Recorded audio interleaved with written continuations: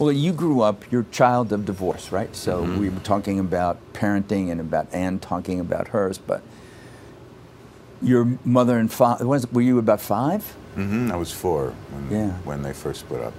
Yeah. And you're living with your mom basically in a squat on the Lower East Side. Yeah. How did this happen?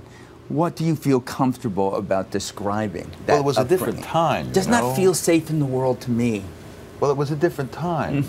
You know, people let their kids walk out on the street back then, even little kids. It's hard to imagine, but in the early 70s, people just didn't think the way they do now.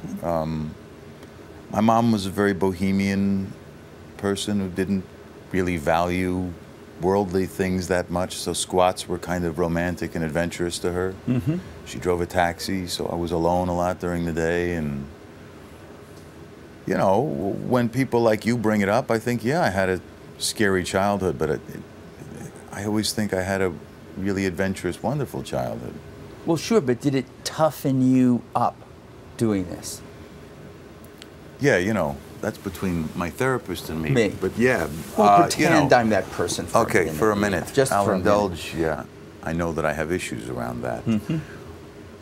But I think the thing that that I am most grateful for about it was I had such an identity crisis growing up as a child that it made me a wonderful candidate for the theater. You mean massive schizophrenia? That's right. Yes. Basically massive schizophrenia. It is such a gift for an actor to have that, to do that. But well, you spend a lot of time watching when you're alone. And I think that's what I did. I think I spent a tremendous amount of time watching, not participating, watching. Friends during this You mean period? when I was small, living in the squat? No. I stayed in the house. I sat in the window box and I watched. I watched the people on the street. I watched people play bocce. I watched there was a bocce court right in front of our house. And I would spend hours just looking. And when you do that enough, you start to feel outside rather than inside, which is something that I think is common to a lot of actors. And there is there's the assumption about actors that they want to be up on a pedestal, that they want everyone to look at them and pay attention.